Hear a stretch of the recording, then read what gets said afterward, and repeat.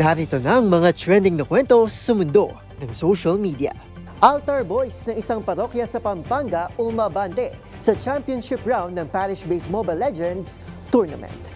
King Cobra na mataang nag-CR sa isang resort sa Negros Occidental, viral.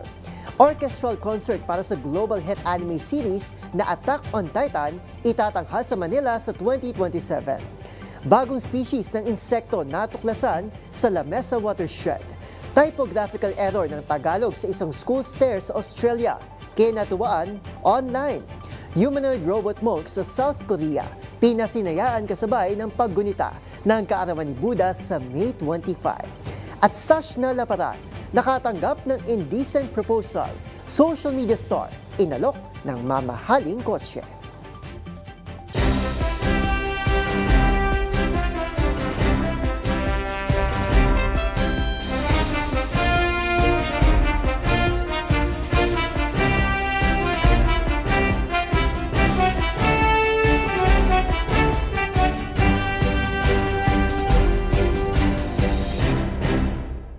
Iba't ibang mga nagva-viral na kwento na naman ang ating pag-uusapan. Mga trending sa social media na tiyak hindi lang nakakaaliw, kundi maring kapulutan din ng aral at kuminsan ay makabagbag damdamin din. Kasama ang buong pwersa ng DZRH TV, ito po ang TNVS, Trending and Viral Show. Nakahandang kumpletuhin ang buong kwento. Masaya, malungkot, o isyong pambayan man yan, sagot na namin ang inyo pong tanghalian. Ito po si Arnold Herrera ng DZRH TV, una sa Pilipinas, una sa Pilipino.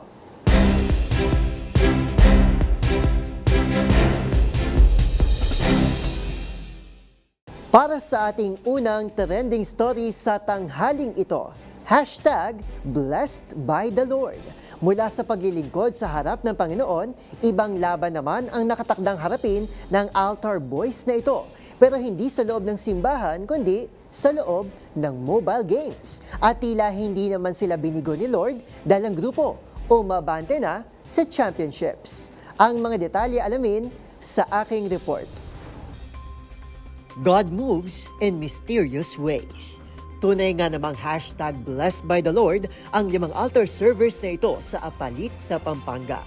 Mula kasi sa kangkungan, sa lower bracket, iginapang ng grupong Altar Boys ang kanilang kampanya sa isang parish-based Mobile Legends tournament para umabante sa championship stage kung saan nakatakda nilang kaharapin ang kapwa finals contender na Sacred Legends. Nag-ugat ang viral na mabuting balita nang i-anunsyo ng Altar Servers Ministry ng Holy Family Parish Colgante ang tagumpay ng 5-member team na pinataob lang naman ng kalaban nitong 6 commandments sa score na 3-1.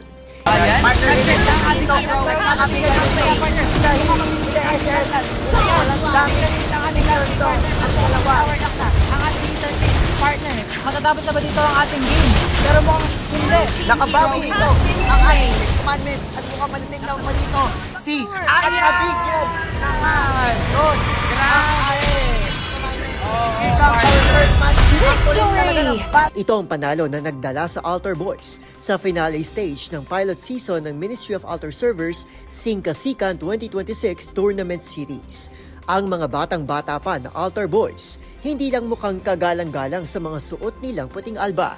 Nagmistula ring professional esports team sa kanilang official roster photos.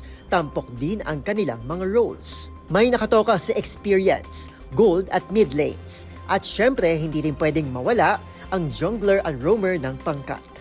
Paano ba naman daw kasi hindi makakarating sa finals, simula pa lang ng game, kasama na raw agad si Lord. Biro pa ng ilang netizen, mababawasan daw ba sila ng ligtas points kung mantatrash talk sila ng kalaban? Maliban sa esports, tampok din sa local tournament ang iba pang laro gaya ng basketball at badminton. Para sa DZRH TV, ito si Arnold Herrera. Una sa Pilipinas, una sa Pilipino.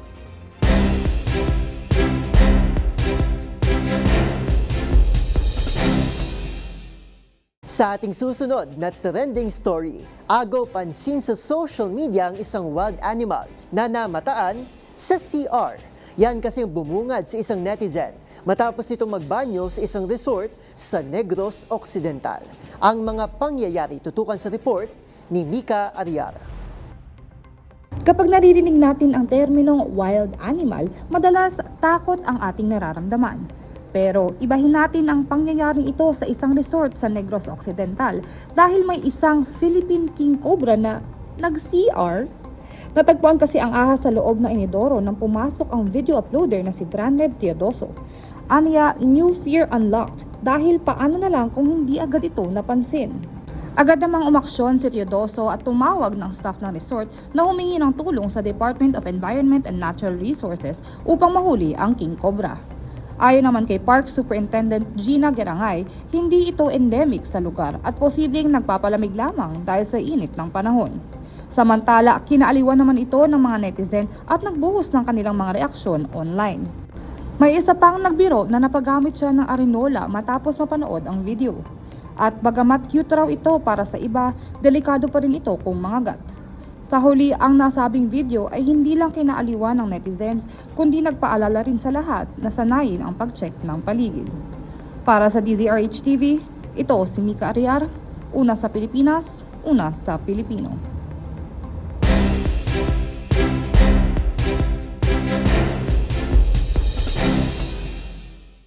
Sa ating next viral story, shout out sa mga anime fan dyan dahil opisyal nang inanunsyo ang pagtatanghal sa Pilipinas ng isang orchestral concert para sa global hit anime series na Attack on Titan sa taong 2027. Ang mga dapat nating malaman, ihahatid ni Mili Botha. Magkakaroon ng kakaibang karanasan ng anime fans sa Pilipinas matapos i-anunsyo ng Film Concerts PH na itatanghal ang Attack on Titan Symphony from Paradise sa August 28 at 29, 2027 sa theater at Soler. Itinuturing na kauna-unahang opisyal na licensed symphonic production ng global hit series, tampok sa palabasang mahigit 100 na musikero at mga awit na maghahatid ng live orchestral performance kasabay ng high-definition na eksena mula sa anime. Pangungunahan ng pagtatanghal ng Philharmonica Orchestra kasama ang Philippine Madrigal Singers na magbibigay buhay sa mga kilalang piyesa ng serye sa isang orchestra first na format na iiba sa naunang mga concert na may halong rock elements. Ang mga musika ay inayos mula sa ilalim ng supervisyon ni Nahiro Yuki Sawano at Kota Yamamoto na kilala sa paghubog ng iconic soundtrack ng serye. Ayon kay Sawano, ikinagagalak niyang marinig ang mga komposisyon sa isang buong orchestral setup. Habang sinabi naman ni Yamamoto na malaking bahagi ang pandaigdigang fanbase sa pagsasakatuparan ng proyekto. Bahagi ang Manila leg ng isang global tour na magsisimula sa Royal Albert Hall sa October 2026 bago tumuloy sa Hong Kong at New York. Magbubukas ang pre-sale ng ticket para sa Film Concerts PH community members mula May 1 hanggang 3, 2026 habang ang general sale ay magsisimula naman sa May 26 sa pamamagitan ng Ticket World. Nilikha ni Hajime Isayama, ang Attack on Titan ay isa sa pinakamatagumpay na manga at anime franchises sa buong mundo na nakapagbenta ng mahigit 140 million copies at umere mula 2013 hanggang 2023. Para sa DZRH TV, ito si Mili Borja, una sa Pilipinas, una sa Pilipino.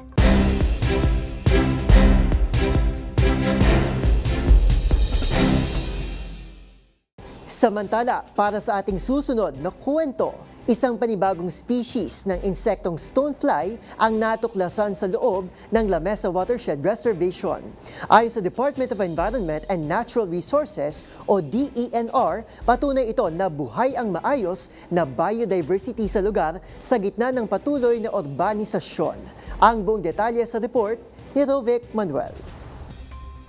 Isang bagong species ng insektong stonefly ang nadiskubre sa loob ng La Mesa Watershed Reservation o LMWR na pinangalalang Neoferla lamessae ricafort and Uy Yabo 2026. Nadiskubre ito ng mga siyentipiko mula sa University of the Philippines Diliman, University of Otago at Korea University. Ang Neoferla lamessae ay isang aquatic insect na kabilang sa order Plecoptera o stoneflies at pamilyang Perlidae na namumuhay sa ilalim ng tubig. Para ito ay mabuhay, kailangan na mataas na antas ng oxygen sa tubig kaya't ang presensya nito sa isang lugar ay indikasyon ng malusog at hindi kontaminadong ecosystem. Nagsisilbi silang natural sensor ng kalusugan ng isang lugar tulad ng La Mesa Watershed. Ayon sa Department of Environment and Natural Resources o DNR National Capital Region, ang LMWR ay hindi lang pinagkukuhanan ng tubig sa Maynila, kundi kanlungan rin ng iba't ibang uri ng buhay at nagsisilbing living laboratory para sa mga pananaliksik sa gitna ng urbanisasyon sa paligid nito. Hinihikayat naman ng DENR-NCR ang publiko, partikular na ang mga mag-aaral at mananaliksik na magsagawa pa ng karagdagang pag-aaral sa watershed upang mas mapalalim pa ang kaalaman at mabigyang pagpapahalaga ang ating kalikasan. Para sa DZRH TV, ito si Rovic Manuel. Una sa Pilipinas, una sa Pilipino.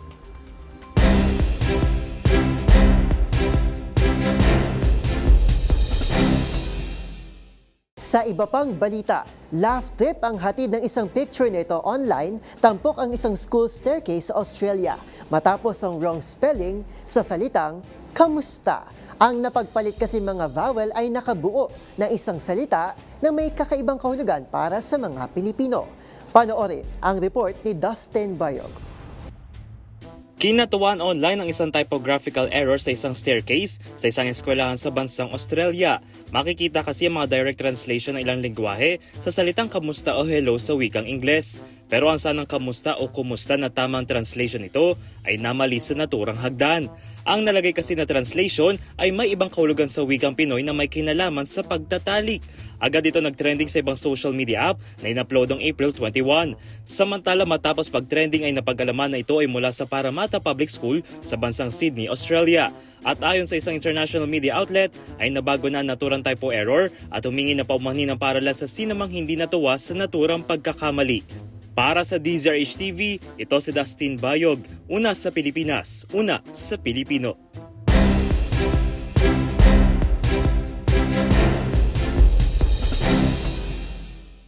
Sa ating next trending story, are we too early for the future? Ipinakilala na kasi sa South Korea ang kauna-unahang humanoid robot monk bilang paggunita sa kaarawan ng kanilang Buddha sa May 25. Ang kakaibang technology na yan, panoorin sa report ni James Galange. Mula sa mga humanoid robot na kayang kumanta,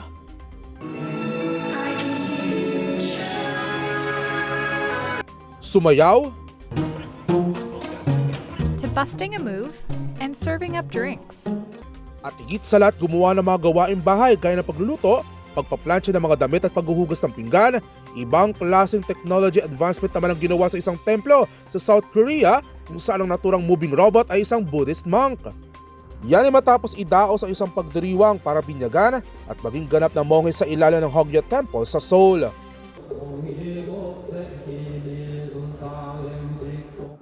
로봇 행전은 합장한 채로 귀하겠습니다. Meet Gabi! May taas itong 130 cm na binuo ng mga deboto bilang paggulita sa papalapit na kaarawan ng kanilang Buddha sa darating na May 25. Makikitang sinutan pa ito ng balabal tulad ng sa mga monghe, gayon din ng mala at umarap sa mga tao matapos ang orasyon na sinalubong ng palakpakan bilang pagbati sa pagsapi ng kanilang bagong kasamahan. Sa tulong ng Artificial Intelligence o AI, nakakagalaw ang mga robot tulad ng sa mga tao at idinisenyo upang makagawa ng mas komplikado at iba't ibang uri ng mga gawain. Habang isa naman sa mga kilalang reliyon sa South Korea ang Budismo na may mahigit 20,000 templo sa bansa at tinatayang nasa 7 hanggang 11 milyong tagasunod. Para sa DZRH TV, ito si James Galange, una sa Pilipinas, una sa Pilipino.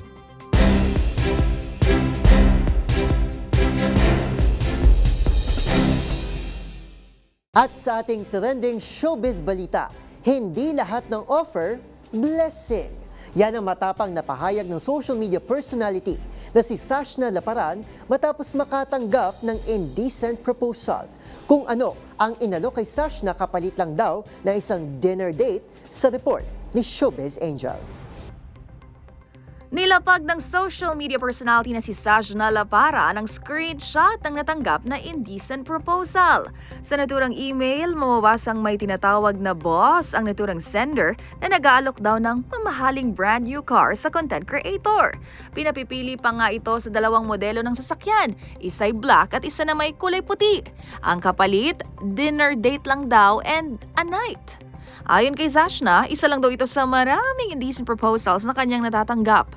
Dinner lang daw ang sabi pero alam naman na daw kung saan mapupunta ang request. Sa iba nga nito, know your worth at mas masarap anyang ipagmalaki ang mga bagay na pinaghirapan. Sa huli hirit pa niya, hindi lahat ng offer ay blessing. Kung minsan ay magsisilbi itong test sa kung paano pinahalagahan ng isang tao ang sarili. Bukod sa pagiging content creator na may milyong-milyong followers sa social media, mayroon ding sariling skincare brand si Sashna. Nag-graduate lang din kamakailan sa kursong Office Administration sa Philippine Christian University. Para sa DZRH TV 20 Showbiz Angel, una sa Pilipinas, una sa Pilipino.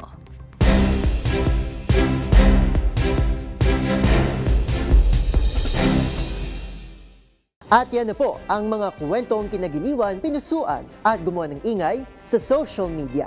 Kung meron din kayong mga katulad na istorya, ay i-share nyo na yan sa ating comment section.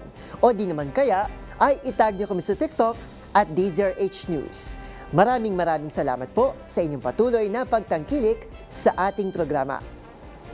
Magkita-kita tayo muli sa darating na Lunes para muling himayin, tuklasin at buuin ang mga detalye para kapag nakita mo ang viral video na may nag-share, ikaw na mismo ang magdaragdag ng mga impormasyong nalaman mo sa TNVS, Trending and Viral Show. Muli ito po si Arnold Herrera ng DZRH TV, una sa Pilipinas, una sa Pilipino.